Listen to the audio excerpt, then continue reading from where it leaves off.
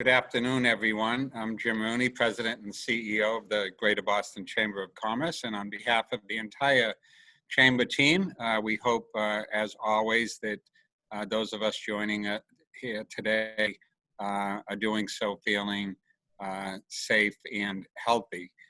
Today, we welcome the Speaker of the Massachusetts House of Representatives. Robert DeLeo is our guest speaker. We're very grateful for the Speaker joining us today as we continue to adapt to this unprecedented time together. The Speaker shares the view of the Chamber and a passion for making Greater Boston and indeed this state the best place for all businesses and all people to thrive, and particularly in this moment to survive this crisis that we're all going through together. Each year, the Speaker's address to the Chamber is a highlight of our government affairs calendar. The Speaker often gives us some insight into what is going on in the House of Representatives. Last year in particular, for example, we talked a lot about the state's transportation agenda. But as we join the Speaker today, we're in a very different time. I want to applaud Speaker DeLeo's continued leadership and partnership with the business community over the years, but particularly in this moment. Before we get started, I want to thank our sponsor today, Bank of America and Massachusetts President Micheal Chamberlain, for their continued not only sponsorship of this event, but their support and engagement with the Chamber of Commerce. And I think that Bank of America in this particular moment has stepped up, as have so many in the business community, to do what needs to be done in this crisis. Bank of America is one of the leading lenders of PPP loans, for example, and I know that they have been very generous in supporting funds that have been set up to support those that among us that are in particular need. So thank you, Micheal and Bank of America, for being generous and a good citizen. Today's webinar is being recorded and will be shared shortly on the Chamber's YouTube page, not long after the presentation is complete. If when we get to the Q&A session, you'd like to ask a question, you can use the chat feature on your Zoom page, or you can email Chamber Programs, one word, Chamber Programs with an S, at bostonchamber.com.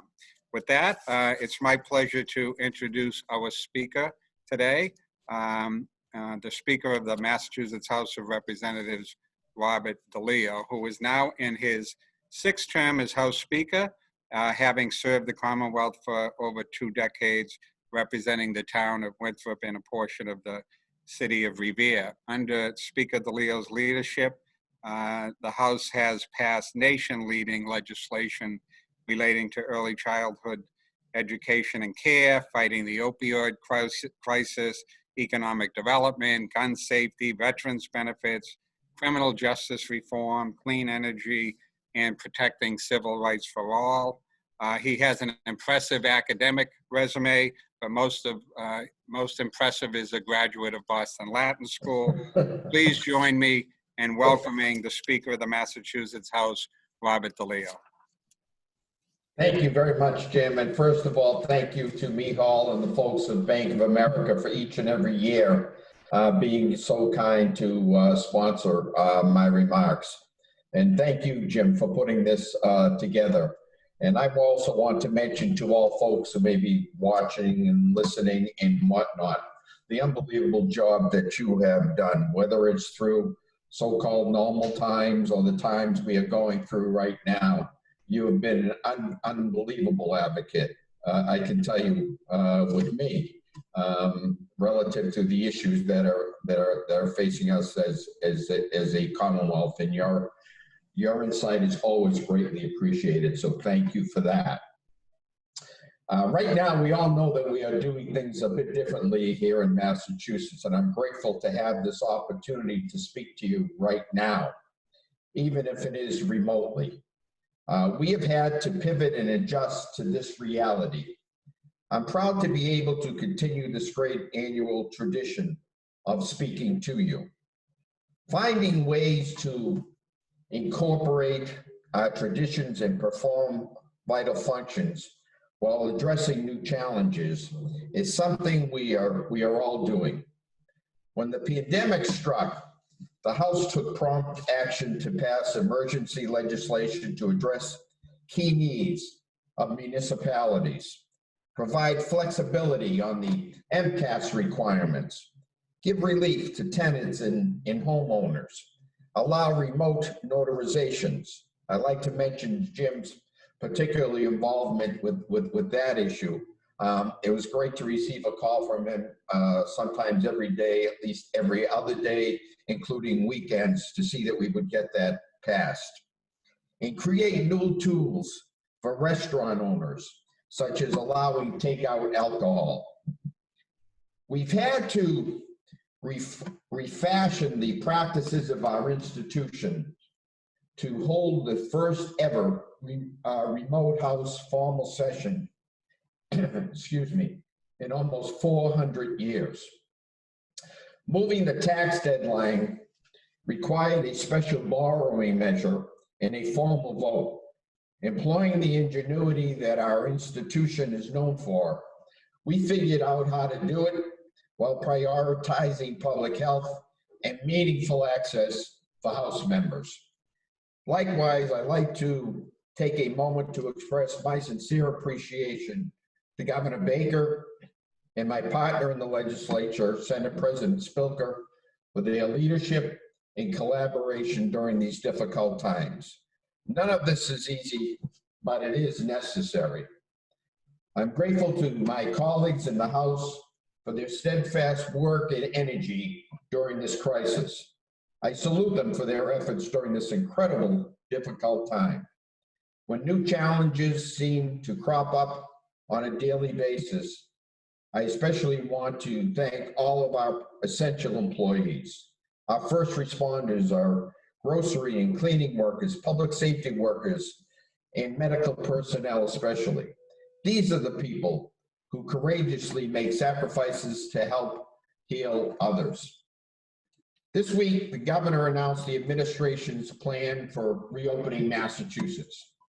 I know most of us have questions about the specifics, the metrics, and enforcement mechanisms. Our governing system leaves to the executive branch the job of opening and closing the economy in the wake of emergencies. It is the role of the House, however, to foster, aid, and assist that recovery, to pass laws that make Massachusetts in the best position to work its way out of this unprecedented challenge. To facilitate this process, I've asked Leader Mariano to chair and Leader Wagner to vice chair the Commonwealth Resilience and Recovery Special Committee. This group of House members will work together to identify the state's key legislative priorities as it relates to our recovery. Many of the issues that have already arisen are interdisciplinary. They touch upon the work of multiple committees. Because of this, the special committee will help the House to craft responses on issues that transcend one specific policy area. This Resilience and Recovery Special Commission will work collaboratively with the House of Ways and Means Committee, the Baker administration, and each related House Senate subject matter committee to mitigate economic hardship, minimize unemployment and job loss, and stabilize small business ownership. While the normal legislative process does continue, stronger than ever, and our chairs are hard at work at vetting bills, the special committee will be a place to convene broader discussions and think through interdisciplinary policy ideas. As you know, it is our usual practice for me to speak to the Chamber roughly a month before the House Committee on Ways and Means releases its budget. Even though we are now into May, the committee has yet to release a budget. And I would have to say that this is for good reason. The present fiscal picture is entirely different now from when the consensus revenue hearing was held in December and the administration budget was released in January.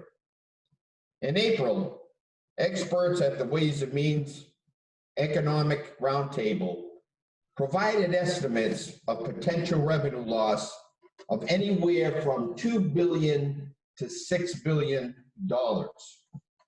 Recently, you may have noted that the Mass Taxpayers Foundation downgraded their estimate from $4.4 billion to $6 billion. And others, I know, are sure to follow. Amid the uncertainty, the numbers we do have, quite frankly, do not look good. Unemployment claims in Massachusetts have climbed to more than 1 million since the start of this crisis. And some estimates have suggested that the unemployment rate could reach as high as 25%. April state tax collections, meanwhile, were more than $2.3 billion below last year's collections. And even within that number, it is uncertain as to how much is attributable to the state's income tax filing deadline from April to July, and how much is true economic slowdown. In just 1 month, revenue has taken us from a budget surplus to a significant shortfall. There is talk that help from Washington may be on its way, but that picture is also uncertain due to the political opposition in some quarters against helping states and municipalities. Without more concrete information, it's simply not possible to immediately provide sound details about our budget or our approach. It is so much more important to operate with reliable information than to do something just for the sake of making a quick announcement. What I do know is that the House Chair of the House Committee on Ways and Means, Representative Michaelwitz, is diligently engaged in talking to House members, stakeholders, experts, his counterparts in the Senate and the administration, and striving to put together a plan that will allow us to meet the fiscal challenge. He has done a remarkable job under these circumstances, showing a steady hand and great discretion, and I thank him for that. Even as we work to meet the tremendous fiscal challenges, we remain committed to the core principles in supporting folks as they navigate remote work. We all understand that a key component of any recovery is access to safe childcare. Though our work together over the years with the EEC Workforce Task Force, excuse me, and championing innovative new models in order to foster increased coordination between early education programming and healthcare, the House of Representatives has stood by our early education and care providers and most vulnerable children. We have focused on this sector in order to prioritize the health and well-being of our children today and beyond. With your help, the Early Education and Care Business Advisory Group also made key recommendations, including a multi-year action plan for targeting investments that strengthen our EEC efforts in Massachusetts. And the House has lived up to our commitment. We led the way to provide more than $60 million, an unprecedented increase to support the workforce and improve programs for the most at-risk children. Now, COVID-19 threatens that progress. Providers will need to consider new health and safety protocols, which will likely affect the overall capacity of the system. I am pleased to announce that Chair Peisch, the Chair of Education, and formed and supported by the work of Chair Ferrante, the Chair of Economic Development, will spearhead a newly formed Early Education and Care Recovery Advisory Group to ensure that businesses and providers are prepared to support families and workers in this new landscape. The group will look as to how health protocols will impact childcare, examining the financing models for programs amid tremendous change, and explore the effect the pandemic has had on programs in communities of color and those throughout the sector. We have seen businesses that have rose to the challenge.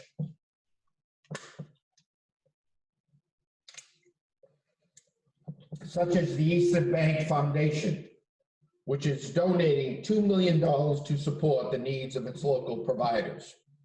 The PNC Foundation, which is working with the state and the WGBH to provide programming and resources online for young children. And Goodwin's Neighborhood Business Initiative, which is lending technical and business assistance to programs. We appreciate these efforts by the business community, which reflect the Chamber's longtime interest in this area.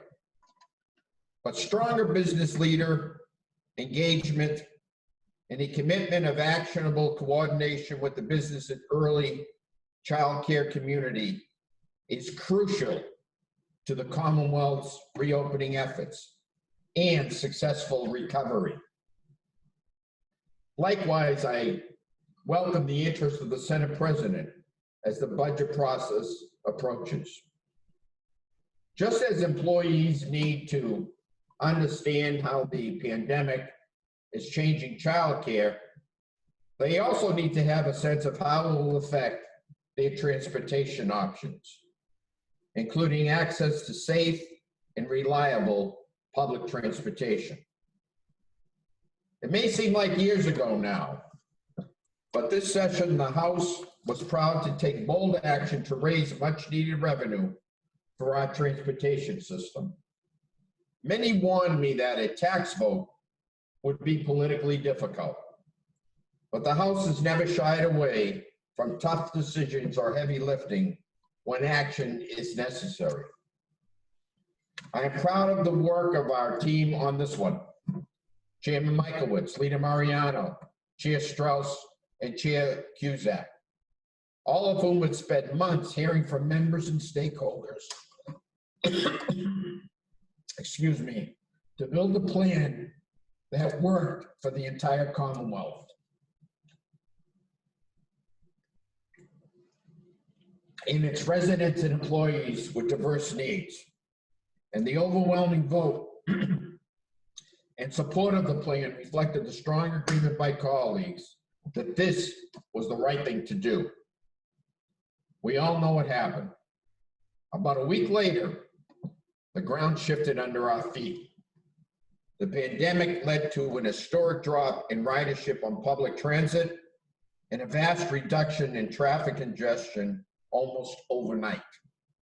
But make no mistake, the transportation problems and infrastructure needs remain and are now thrown into sharp focus as the state begins to reopen. Like you, I share many questions about the transit aspect of the reopening program. My office is in ongoing conversations with Chair Strauss as we pass through the details of the outline. We recognize that the plan is designed to be iterational, yet questions persist.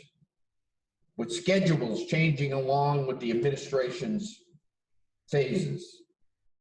Many of our essential employees, not to mention those who will return to work soon, rely on mass transit, and we need to give them confidence that it will be safe and that it will be reliable. I expect to hear more about how we will measure our ability to do so.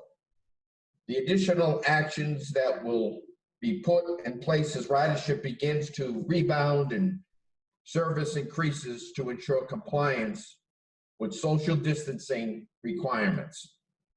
We will need details that reflect transitions in ridership and demand, as well as the long-term requirements of preparing our system for full return of our state's economy.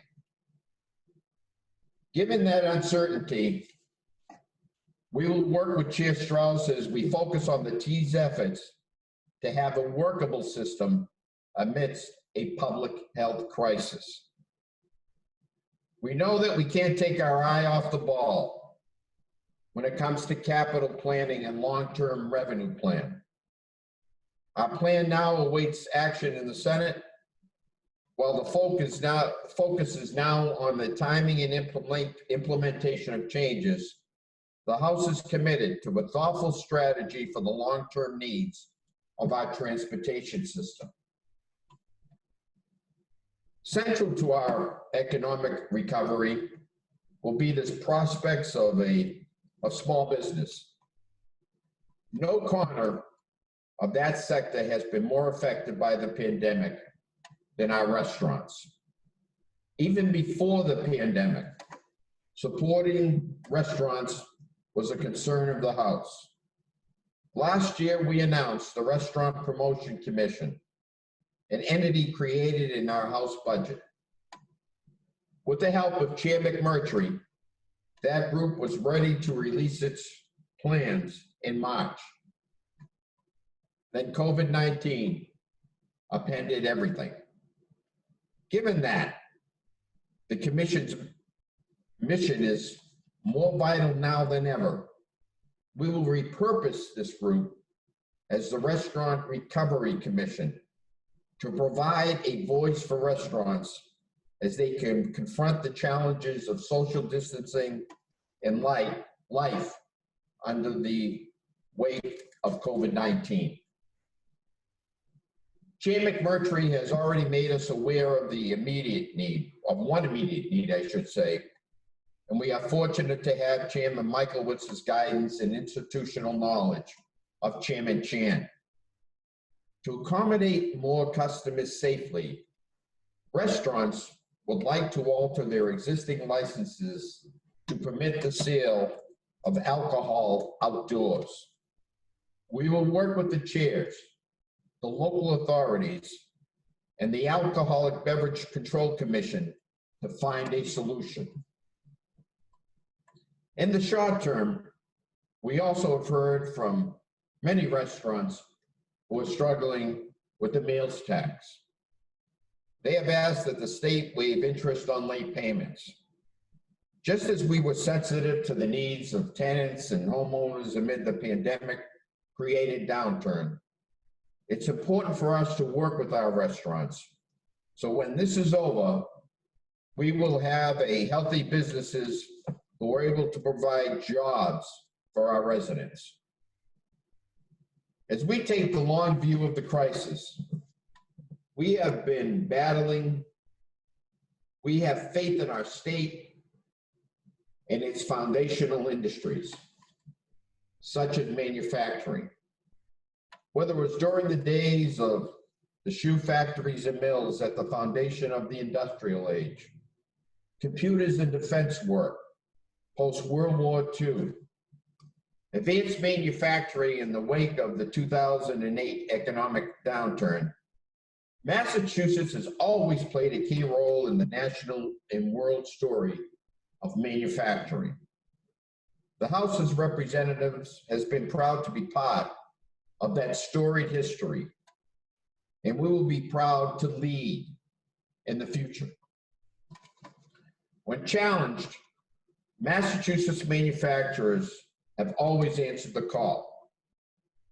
At the peak of production during World War II, when America faced Japan and Nazi Germany, the Fall River Shipyard could produce an aircraft carrier in 14 days. And in today's fight, Massachusetts manufacturers such as Merrill Manufacturing and Cottolo and Franklin moved quickly to create personal protective equipment.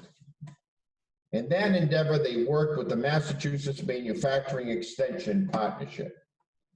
The House has historically supported and championed Mass MEP, which has received $2 million annually in our budgets for many years, and will look to support the partnership's efforts as it helps manufacturers in today's fight and tomorrow's. A special thank you to the chair of the Manufacturing Caucus, who also serves as chair of higher education, Jeff Freud, for his tremendous work in working with our manufacturers. There is no question that challenges surround Massachusetts right now as we fight two battles simultaneously. A battle against the COVID-19 pandemic and a battle to restore our economy. We can't sugarcoat the position that we are in, but at the same time, we can have faith in the resilient spirit and innovative core of our state. I don't know how many times I saw experts quoted over the last 8 weeks who are affiliated with our hospitals and our universities. The healthcare sector, in particular, has gone above and beyond in ensuring patients are given high quality and compassionate care during a terrifying time. And I thank here the leadership of all of our hospitals, and under the leadership especially of Steve Walsh, president of the Mass Hospital Association. These facilities and the healthcare workers they employ deserve our utmost respect and support. We know that the healthcare industry continues to struggle with the influx of patients. Ensuring the safety and well-being of its employees with insufficient access to PPE and medical supplies, and with the limitations on medical practice. We know that to maintain stability within the healthcare industry will be a key piece of the recovery process. Our healthcare institutions and universities have not only stepped up in a major way to care for the residents of the Commonwealth as the virus has ravaged communities, but they are also on the cutting edge of research and best practices for how to tackle this disease. Massachusetts is still America's laboratory of ideas. I am confident that somewhere in the labs and workplaces of our region, there are ingenious scientists who will find a key to unlock key treatments and perhaps a vaccine to fight this virus. Even this week, we were encouraged to see the news on the vaccine from Moderna. We helped this incredible life sciences cluster to flourish in our region, and it has the promise to rescue the world. It was not an accident. It took imagination, creativity, and persistence, but that should be a surprise to no one. One could wonder how I could be so confident in our region and state when things look so grim. I was elected during the fiscal crisis followed by a recession. I served in the House during the dot-com bust and 9/11. I became speaker during the low point of the financial crisis in 2009. Each and every time, I have seen us take a step back, work together, and confront the challenge. I have faith in our state. I know in my heart that we are Massachusetts and we will be back.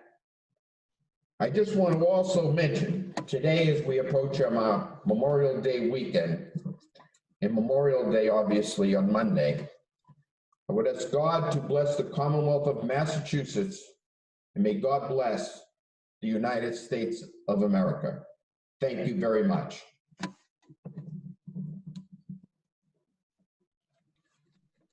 Well, thank you. Thank you, Mr. Speaker, for not only touching on so many issues important to the business community, our region at large, but in particular that uplifting and confidence-inspiring closing looking forward. It's important, I think, to everybody to hear a leader like you express that confidence in Massachusetts and its people. So thank you for doing that. Could you just wait 1 second? I think people are still applauding in their offices out there, and I just want to give them the opportunity. Yeah, I think they're standing too, so everyone can take their seat. I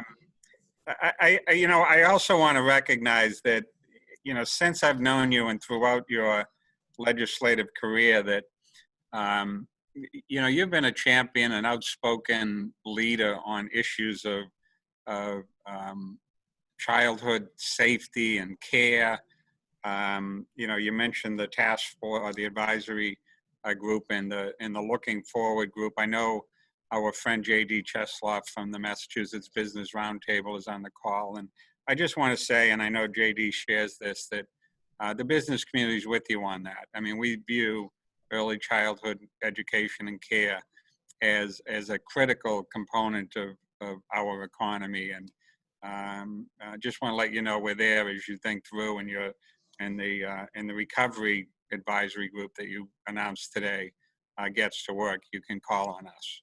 Thank you, Jim, and it's amazing because that business group, especially under the leadership of JD, and the number of businesses who, as a result of one of my previous speeches to the chamber, stepped up and came forward and really gave us, I think, a lot more credibility than maybe we had before.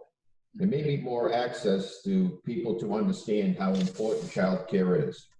And I can only say that right now, obviously, early childhood has been an issue for me in, 8 years or so. It's my early days as a speaker. And I could say now more than ever, I think it's most important.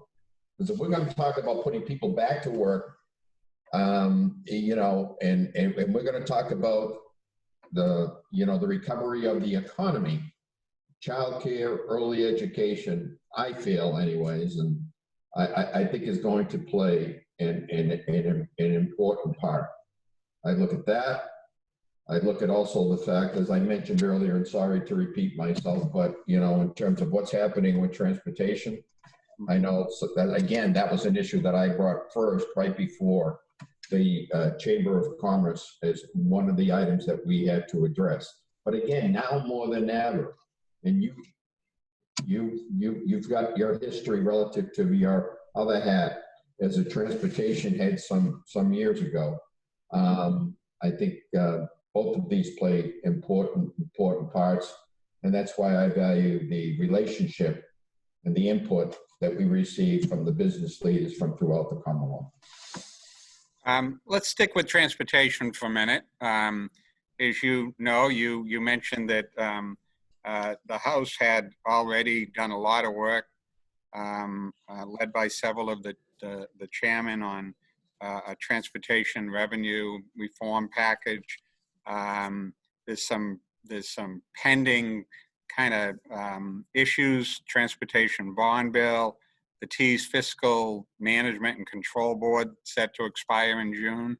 Do you expect to deal with those issues in the remaining months of this term?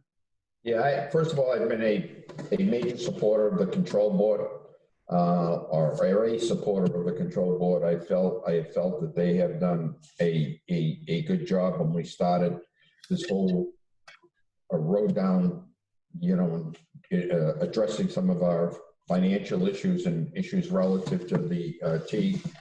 We have already passed legislation as part of our transportation bill relative to the extension of time, for the control board to operate. So on that issue, that is in the Senate right now, and we'll see what they do. So, but I'm hopefully confident that that's going to remain. And one of the things relative to transportation, I guess it's easy right now to say, well, with COVID-19, that we can wait till next year on a number of issues. I think transportation is an issue that I still think that obviously that we have to focus on. We have to focus it on, first of all, because of where we stand right now. When we do, as we reopen and the numbers start to increase, I think the governor mentioned 25% people, the first reopening and in some businesses and whatnot. How is it that we're going to be able to operate? People, in terms of knowing the schedules, I think now we're on a Saturday schedule at all times. Is that going to increase? How are we going to deal with the fact of making sure that we keep people healthy who are using the T? Because I think that's a worry for some people right out there. I know it's a worry because I hear from folks. How are we going to make sure that there's, social distancing and whatnot? So I think it's important, obviously, first of all, in the short term, that we concentrate on that. But I also feel that if we're talking about our economy coming back fully, and I always consider transportation to be a key for this, that's nothing that we can really keep on putting on the back burner, COVID-19 or not. I still think that with the remaining months ahead in our session this time, that we have to continue to pay attention to that issue, that we have to continue to move forward with that issue, that as Massachusetts will, as I stated, keep on moving forward. We can see movement forward relative to what Massachusetts planned to, relative to transportation. So I know that, you in particular and a lot of members of the Greater Boston Chamber of Commerce have an interest in this. So, I feel it's an important issue for us to concentrate on. Right. Mr. Speaker, you spoke appropriately about the hospital and healthcare community and all the workers that are on the front lines and doing such a fabulous job. Over the years, you and Lita Mariano have been champions of our healthcare institutions, not just here in Boston, but throughout the Commonwealth. As you know, while they're doing that, they also have some financial struggles going on, and Washington and the federal government hasn't stepped up enough to help them through that. Talk about, the healthcare system we have throughout the Commonwealth, and whether or not, there aren't things that we're going to have to do within the state. And I mean, just add it on to that, if you wouldn't mind. The telehealth is now part of the world. Like, we're doing this event virtually. That's part of the way healthcare is being provided now. Do you see that being something that, might be part of the, the permanent way of doing healthcare? I'd have to say that telehealth is something we've been talking about both in the House and in the Senate and the administration as well. I think it's something that as we were trying to come to a path to the healthcare legislation before, telehealth was probably one of the more important items that I think that we all could agree on. I think especially now in this time, it has shown to be something which has obviously been very helpful. As we take a look at it, however, in the long term, I know that we're going to have some questions and issues probably relative to liability that we're going to have to address. So obviously, I see the help in the long term, and I see the help in the short term, I should say, but also in the long term. You know, Jim, what's interesting about this, and I hope I'm staying to you to answer your question, is the fact that when you look at something like COVID-19, and obviously it might not be the way that I would like to see our economy pivot in a sense. But what it has done is shown that yes, we can pivot. Maybe it made us more aware of how we can see telehealth work better in Massachusetts. Maybe that might be one of the good items that come out of COVID-19 in terms of make us think a little bit out of the box a little bit.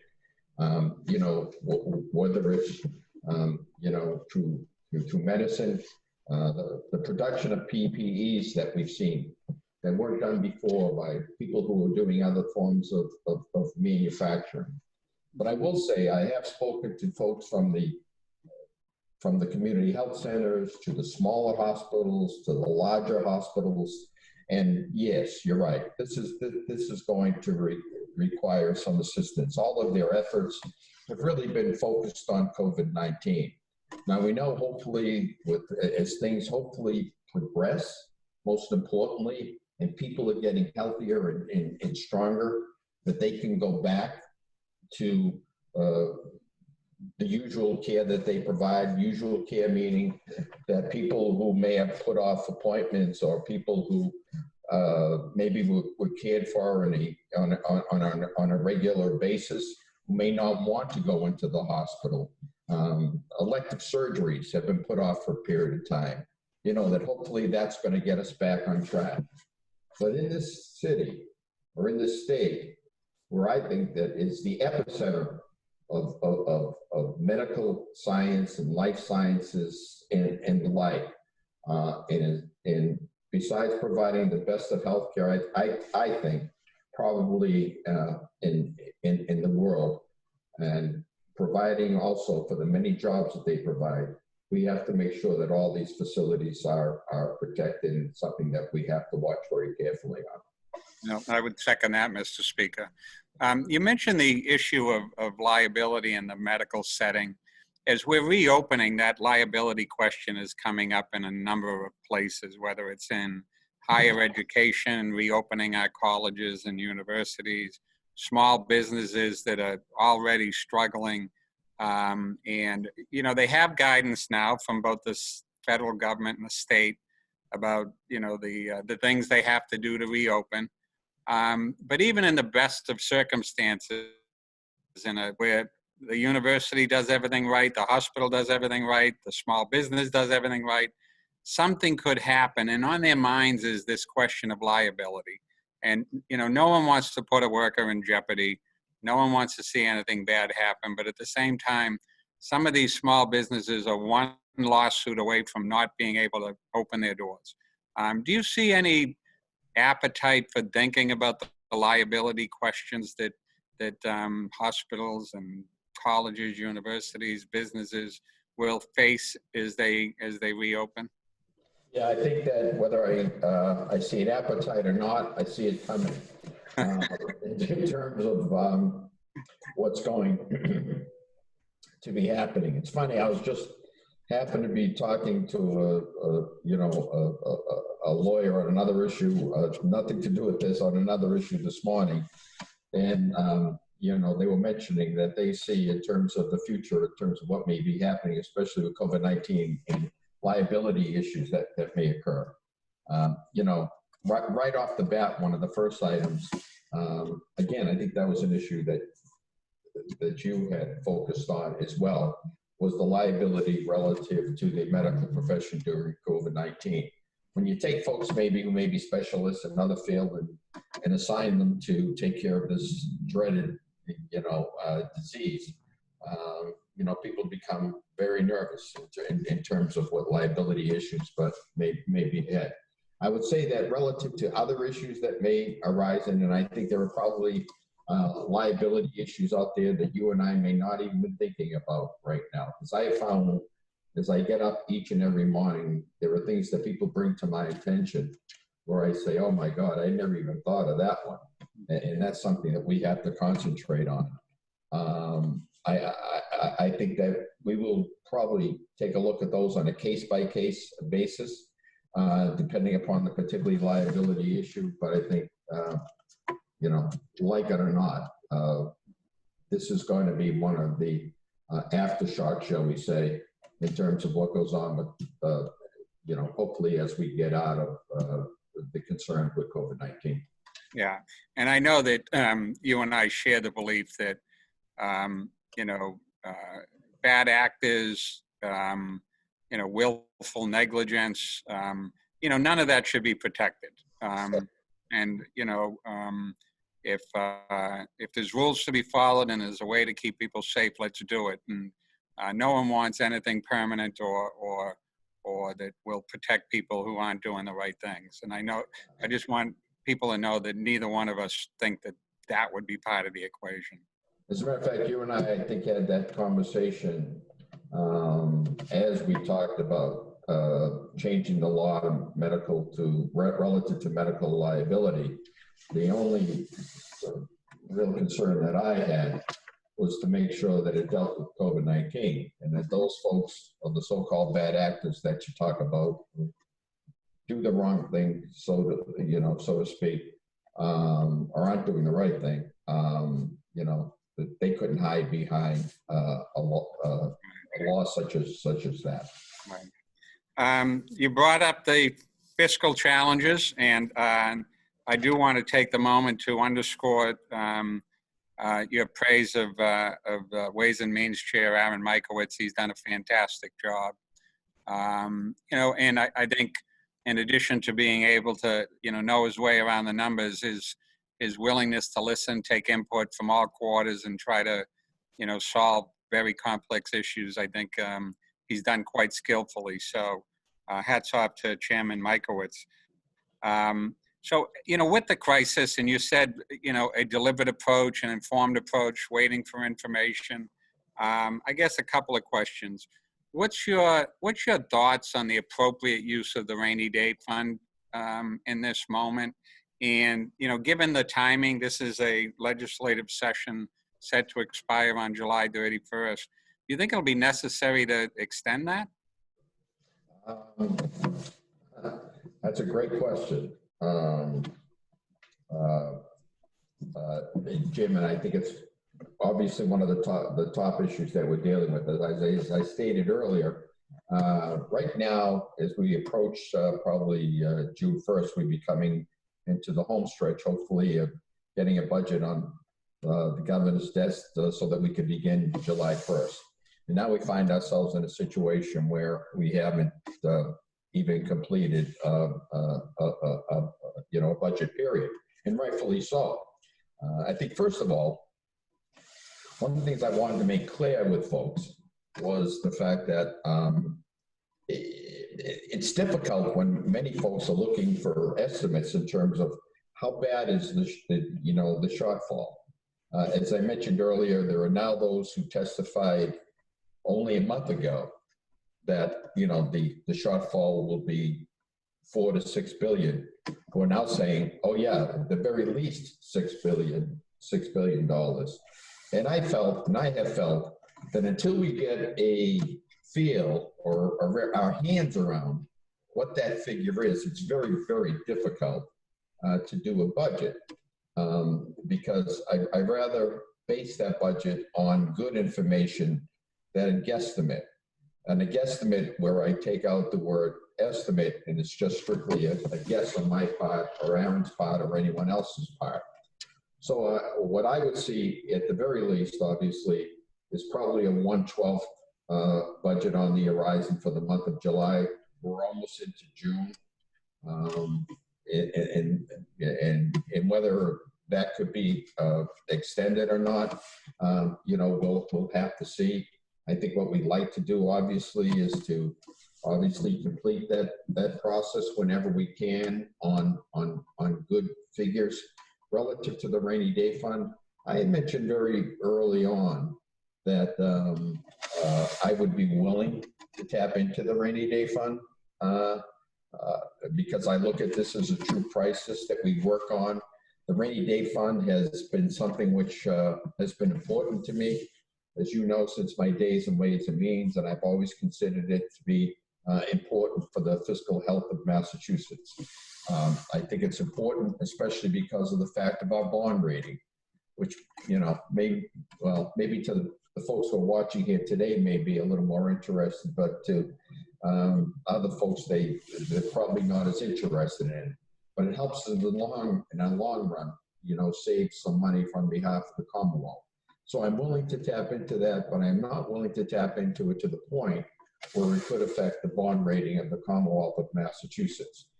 My other concern is the fact that, you know, this, Jim, this may go on, not just for 1 year, you know, 2 years, you know, whatever.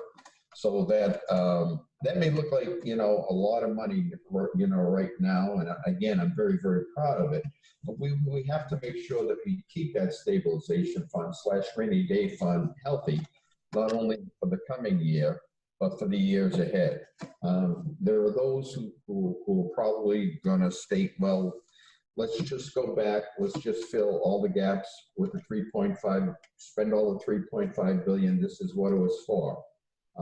And, you know, and again, although I express the willingness to tap into the fund, I think, again, we have to make sure that for the protection of this year or future years, the protection of our economy, for the protection of our bond rating and whatnot, that obviously, most importantly, we do to protect the most important vulnerable residents of the Commonwealth. But again, we have to be careful in terms of the use of rainy day fund stabilization funds. Right. I'll end with a question on several dimensions of democratic process, everything from how the legislature is operating to upcoming elections in the fall. So you mentioned the first virtual session in 400 years. You know, you know, the legislature is a body. You have standing committees. You announced several special committees today. I know that there's a lot of opportunity that you and all of the chairmen have allowed for testimony and all of that. Can you just, and there's a lot of back and forth between legislators themselves. Give me a sense of how that's all working. And then the second part is the fall. Presidential elections, state elections, and even maybe beyond that, you know, we're a town meeting state. You know, what's your thoughts on sort of that conduct of the entire democratic process? We've addressed some of the issues relative to town meeting. Right now, we have a so-called local community legislation that we're looking at, especially relative to, I think it's town meetings in particular in their budgetary process. Not all places have city councils and mayors and whatnot, and obviously holding a town meeting. I used to be on the board of a select board in the town of Winthrop, so I at that point it was a town, so I understand in terms of the importance of some of the smaller communities in terms of how they can operate. So I've spoken to some of the, not only the mayors, but some of the select people as well. And hopefully what issues that we haven't addressed, hopefully soon we are going to be addressing some of the other issues relative to how they go about their business and their fiscal business, you know, in the months ahead. The change in terms of how we operate, you know, has been has been a fascinating process, and I'd have to say it's taken us weeks, if not months, to come up with a process that we felt was safe, was secure, and also that we could make sure that no representative or more importantly, their constituents were disenfranchised. that their voices would be heard. And I think that, you know, we've done that. We've done that the best that we could. Does it actually serve as a great alternative to having 160 people out there voting and debating? Does it take more time, for instance? Yes, it does. And yes, it can't change in terms of, you know, the cleanest way, shall we say, in terms of having people face to face and debating. But as Speaker of the House, and the Governor, I'm sure would agree, and as the Senate President, I know would agree. But we have 160 members here, you know, that I have to account for. Not to mention the folks who work in those various committees. So in any particular day, if we have if we're having a session, we could be talking upwards of at least 500 people that in one way may be in this building, and particularly the House of Representatives. Many of the offices maybe is not as spacious as other offices. And so that's, when you talk about social distancing, that was a major concern. But at the same time, I wanted to make sure, and I think that all the members of the House wanted to make sure, because I heard loudly and clearly of their concern, although they're working very, very hard at home in terms of trying to help many of their constituents with their problems, they're concerned in terms of putting so many people into one portion of this building and the health concerns. So I think, again, after a lot of study, we came up with a solution that is so far has worked well, but it's probably going to be a little bit slow. When you get into a budget process and you get into a process that may have 1,000 to 1,500 amendments, that may take a little bit longer than we're used to. But I think most importantly, that the reason for us trying to get this done was, first of all, we had to, as a result of the so-called bond legislation that we had to take up relative to extending the tax filing deadline. But I think it makes sure that those issues, which are of utmost importance, that require more debate maybe than other issues, that we have the capacity to do that and to represent the people of the Commonwealth. And I think that that's what we've done with this session that we have held. Well, thank session in the way it is done. Well, thank you, Mr. Speaker. I'll close with one final question. You mentioned several special committees, and you mentioned sort of looking forward to, you know, the recovery and your uplifting message. Please know that that the Chamber and the business community is there. And in your closing remarks, maybe how can we help? I think most importantly, you know, we talked about some of the issues, whether it's with notarization, for instance, that you had expressed, you know, an interest in some of the other issues, and rightfully so. We talked about the importance of, you know, early education and care, again, that the business community stepped forward. The issue of transportation, that the business community stepped forward. So we need your help. We need your help in terms of your ideas, in terms of your input, especially. And as we're talking about growing the economy, when we're talking about childcare and transportation, increasing numbers, seeing our economy go back to a strong state, I think that we also have to start thinking outside the box. And there's probably, you know, no group of people who understand that and know that the people who are running these businesses, and that's where organizations such as yours, whether it's a small business, a small restaurant, or a major bank, or a major employer, or whatever it may be, if we're going to recover as a state to get back to where we were, and I know we're going to do that, then we're going to need your help, and we're going to need your input. So this isn't a time, although I know we're doing a lot of social distancing and folks, you know, maybe operating at home and whatnot, and by the way, I greatly appreciate the businesses for doing that and for allowing people to operate. But we're really going to need your type of input, because we've got to get, this economy back, back on track to keep people safe and healthy. That's what I hear, a lot, just walking around, or I shouldn't say walking around, I don't do a whole lot of walking around anywhere anymore, but just being down, whether at the post office or the store, and I see, someone who just obviously wants to give me an opinion about what they see. Obviously, the biggest thing they're concerned about is their health, the health of their families, and whatnot that they express. But the other thing is some of the stories that I hear, and this is what being a representative is all about, is the fact that some people aren't working now as a result of this.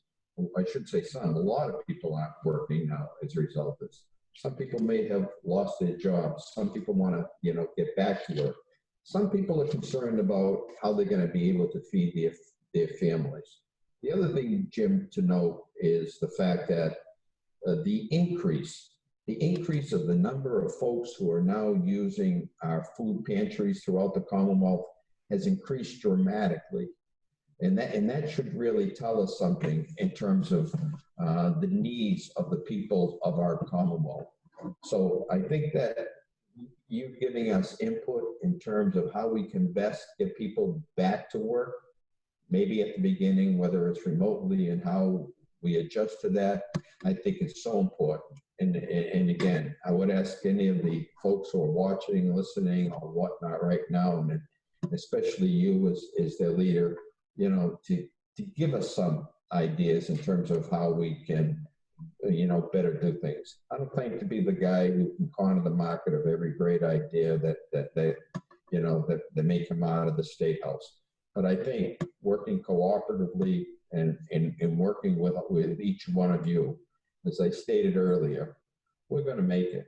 We're going to come back as strong as ever, and I'm looking forward to be part of that. But I need you as our partner as well. Well, Mr. Speaker, thank you for both your time and your thoughtful words today. Thank you for taking my calls even on weekends. By the way, Sundays as well. Sunday mornings as well. That's not gonna stop. But more importantly, thank you for your leadership, especially in this time, and leadership laced with compassion and empathy that was very clear in your words today. Just thank you so much for your partnership. Look forward to working with you as we move forward. And thank you very much, Jim. And thank you to everyone who may be watching and listening. I'm looking forward to working with each and every one of you. Great, thank you. And thanks to all who joined us today, and have a great rest of the day.